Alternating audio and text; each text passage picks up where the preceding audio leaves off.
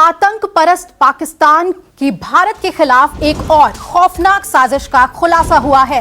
भारत में दहशत फैलाने वाले और अपने देश में आतंक की फैक्ट्री चलाने वाले पाकिस्तान पर अब दूसरे देशों में भी आतंक का कारखाना खोलने के आरोप लग रहे हैं और पाकिस्तान के इस नई साजिश का खुलासा म्यांमार से हुआ है, जहां पाकिस्तान की खुफिया एजेंसी आईएसआई रोहिंग्याओं को आतंक की ट्रेनिंग दे रही है। बांग्लादेशी आतंकी संगठन जमात उल मुजाहिदीन के जरिए आईएसआई 40 रोहिंग्याओं को ट्रेनिंग देने में जुटी है।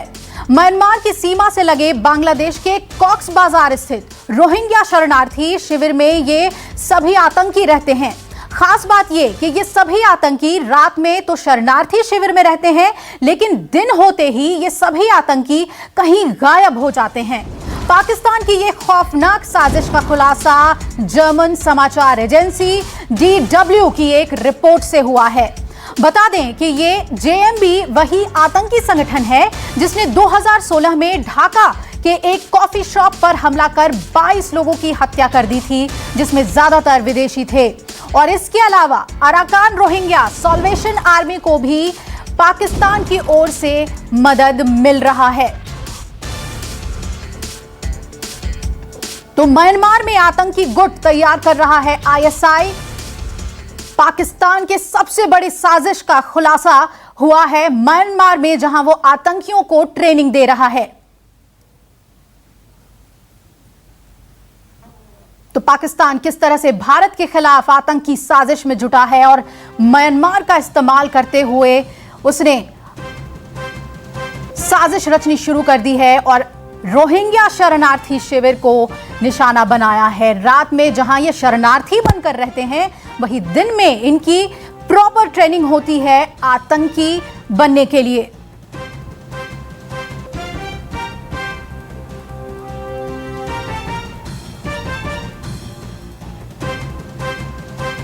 और आइए इस पर ज्यादा जानकारी के लिए रुक करते हैं। संजीव त्रिवेदी हमारे साथ जुड़ रहे हैं ज्यादा जानकारी के साथ। संजीव, जानना चाहेंगे और क्या कुछ जानकारी मिली है पाकिस्तान की ओर से जो ये साजिश हो रही है आईएसआई के जरिए ट्रेनिंग देने की? देखिए, पाकिस्तान की एक मंशा है कि एक ऐसी फोर्स तैयार की जाए जो कि उसके इशारे पर आसपास के जो देश हैं दक्षिण एशिया में, वहां शांति को खलल डाल सके। और उस क्रम में उसकी कोशिश भारत को अब पूर्वी छोर से उस पर हमला करने की है और इसीलिए उसने एक फोर्स तैयार किया है रोहिंग्यास का, जिसे वो ट्रेन कर रहा है। और ऐसे 40 रोहिंग्यास के ट्रेन होने की खबरें सामने आई हैं। और ये रोहिंग्यास वैसे तो सामान्य आपको दिखते हैं आमतौर पर दिन में, लेकिन इन्हें खास तरीके की ट्रेनिंग दी जा रही है।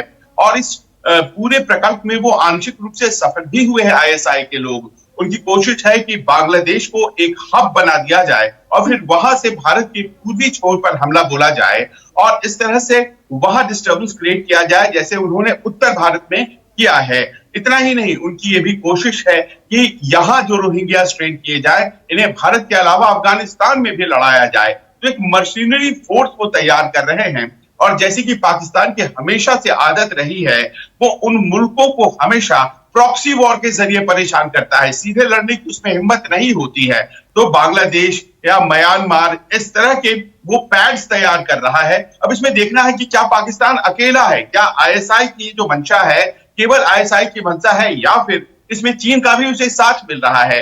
ये जो रिपोर्ट सामने आई है अपने आप में बहुत ही सनसनीखेज रिपोर्ट है और इस पे अभी भी बहुत काम होना बाकी है, लेकिन ये बहुत स्पष्ट है कि न केवल उत्तर बल्कि पूरब में भी भारत को बहुत ही ज्यादा सतर्क रहने की जरूरत है। क्योंकि 2016 की वो जो घटना है जो कि वहां एक कैफे में हुई थी बांग्लादेश में, वो सबों को याद है और उसके पीछे की मंशाएं भी याद है लोगों को। तो जाहिर है कि ये जो अपने आप में खुलासा हुआ है, ये पाकिस्तान के नापाक इरादों की अगली कड़ी के तौर पर सामने आया है। बिल्कुल संजीव, बड़े मंसूबे पाल रखे हैं आईएसआई ने, जिसके तहत इस पूरे ट्रेनिंग को चलाया जा रहा है। लेकिन सबसे अहम बात कि ये एक शिविर के तहत हो रहा है। संजीव, कैसे पूरे मॉडल्स के बारे में जानकारी मिल रही है? रात में शिविर में ये लोग रहते हैं शरणार्थी बनकर, सुबह ट्रेनिंग होती है, क्या कुछ और जानकारी? देखिए, रोहिंग्यास आज की तारीख में परेशान हैं। वो जगह खोज रहे हैं, उन्हें मददगारों की जरूरत है और उनकी कमजोरियों का और उनकी कमियों का फायदा उठाने की कोशिश आईएसआई कर रहा है। वो चाहते हैं कि म्यांमार में वो लोग जो कि अपनी जगह बनाना चाहते हैं, रोहिंग्यास, अराकान संगठन नाम से उन्होंने बना रखा है, उनकी कमजोरियों का फायदा उठाएं, एक्सप्लॉइट करें, उन्हें ट्रेन करें और फिर उन्हें एक फिदाइन की तरह इस्तेमाल करें आतंकी गतिविधियों के लिए। बांग्लादेश में करें, दूसरी जगहों पर करें, और भारत तो खासतौर पर निशाने पर है। हालांकि बांग्लादेश ने कहा है कि इतना आसान नहीं होगा ये आईएसआई के लिए करना, लेकिन ये जरूर है कि एक सामान्य गांव वाले की तरह उनको रखा जाता है, लेकिन बाकायदा खुफिया तरीके से उन्हें आतंकी गतिविधियों के लिए ट्रेन किया जाता है। जी बिल्कुल संजीव, शुक्रिया आपका पूरी जानकारी हमें देने के लिए। संजीव त्रिवेदी हमारे डिप्यूटी एडिटर हमारे साथ जुड़े हुए थे, और अब हमारे साथ डिफेंस एक्सपर्ट भी जुड़ गए हैं। अश्विनी जी हैं हमारे साथ। सर, आपसे समझना चाहेंगे कि ये जो खबर आ रही है कि रोहिंग्या में आईएसआई के जरिए ट्रेनिंग दी जा रही है, और वो भी शरणार्थियों को, भारत को इसे किस तरह से देखना चाहिए? म्यांमार में पहले भी हमने ऑपरेशंस किए हैं, लेकिन अब इस खबर के बाद क्या रुख होना चाहिए? देखो, इसमें कोई दो राय नहीं कि ये जमाते मुजाहिदीन बांग्लादेश है, ये आईएसआई के थ्रू कहीं ना कहीं ये जो रोहिंग्या 7 लाख के करीब आए हुए हैं बांग्लादेश के अंदर, और वो कॉक्स बाजार में हैं, वो एक प्रकार से वल्नरेबल हैं, और उनका इस्तेमाल आईएसआई कर रहा है जमाते मुजाहिदीन बांग्लादेश के थ्रू। उनको रेडिकलाइज कर रहा है और उनको ट्रेन कर रहा है, और उनको हथियार देके वो कहीं ना कहीं भारत के अंदर भेज के आतंकवादी गतिविधियों को करना चाहता है। और ये पहले भी इंफॉर्मेशन मिली थी रॉ के द्वारा और आईबी के द्वारा कि जो आईएसआई पूरे जोरों से ये जमाते मुजाहिदीन बांग्लादेश के थ्रू ये अराकान के जो ये अपने रोहिंग्या के कैंप हैं, इसके अंदर एक प्रकार से ट्रेनिंग कर रहा है, और ये इनका इस्तेमाल करने की करेगा कोशिश भारत के अंदर, नॉर्थ ईस्ट में भी और भारत के दूसरे हिस्सों में भी। मगर एक और बात देखनी पड़ेगी, जो अराकान रोहिंग्या सैल्वेशन आर्मी है वो भी कहीं ना कहीं एक्टिव हो गई है म्यांमार बांग्लादेश और म्यांमार भारत के बॉर्डर पे। तो ये हमारे लिए चिंता का विषय है, और हमें इसका ध्यान देना पड़ेगा कि ये जो रोहिंग्या हैं वो वल्नरेबल हैं, क्योंकि उनको मदद चाहिए और वो जल्दी रेडिकलाइज हो जाएंगे। जो हमारे पास भी रोहिंग्या है करीब करीब 50 से 1 लाख के करीब, वो भी एक प्रकार से वल्नरेबल है, इनका एक आपस में तालमेल है। तो ये जो हमको खबर मिली है, ये एक पुख्ता खबर है, इसको हमने बड़ा सीरियसली लेना है कि रोहिंग्या जो हैं ये एक वल्नरेबल हैं, इनको आईएसआई इस्तेमाल करेगा भारत के अगेंस्ट। इनको आज की तारीख में चिटागोंग हिल्स में कॉक्स बाजार से ले जाके इनको जमाते मुजाहिदीन बांग्लादेश ट्रेन कर रहा है, और आने वाले समय में इसको भारत में भेजा जाएगा, और ये एक बहुत बड़ा खतरा है भारत की सुरक्षा के लिए।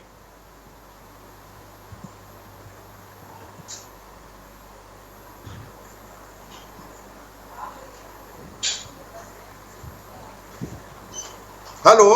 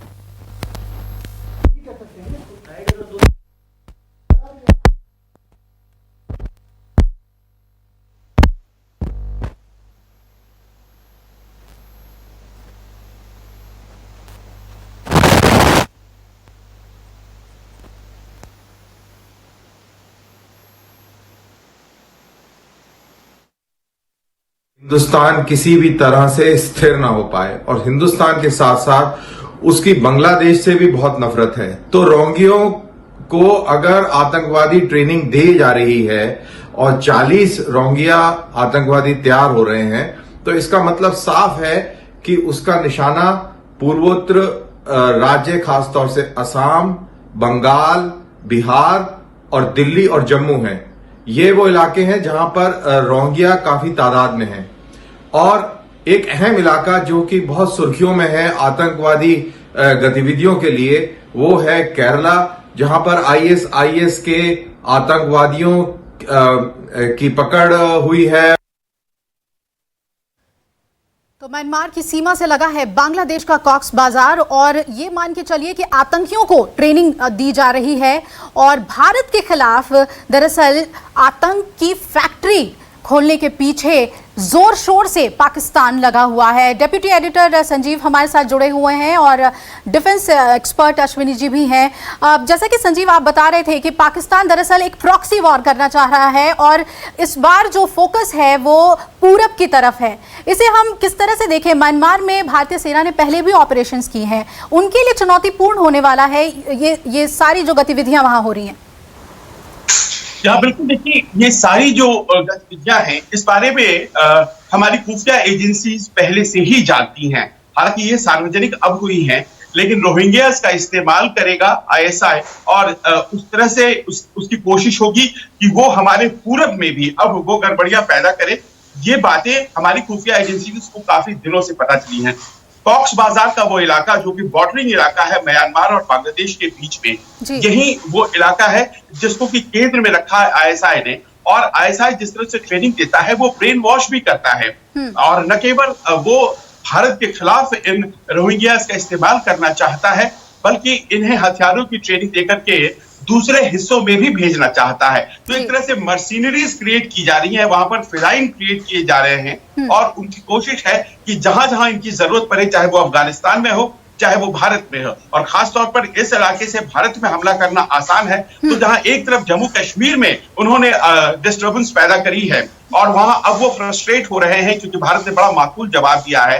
अब उनकी कोशिश है कि पूर्वी छोर से वो फिर से घुसे और यहाँ बदनामी का भी कम खतरा है। तो खासतौर पर बड़ा रणनीतिक प्रयोग करते हुए दूसरे देश के लोगों को उनकी कमजोरियों का लाभ उठाते हुए भारत के खिलाफ इस्तेमाल करने की एक साजिश है। जी बिल्कुल संजीव, बहुत बहुत शुक्रिया पूरी जानकारी आप हमें देने के लिए। और बेहद अहम है कि भारत इस चुनौतीपूर्ण स्थिति को किस तरह से इससे निपटता है और बखूबी हमारी भारतीय सेना इससे निपट सकती है। पहले भी म्यांमार में सफल ऑपरेशंस हुए हैं। हमारे साथ अश्विनी जी जुड़े हुए थे, डिफेंस एक्सपर्ट, आपका भी शुक्रिया। नमस्कार, मैं हूं मानक गुप्ता। अगर आपको हमारा ये वीडियो पसंद आया हो तो इसे लाइक और शेयर जरूर करें और हाँ, हमें सब्सक्राइब और फॉलो करना ना भूलें ताकि आप देश और दुनिया की कोई खबर मिस ना करें। तो जुड़े रहिए हमारे साथ और देखते रहिए न्यूज़ 24।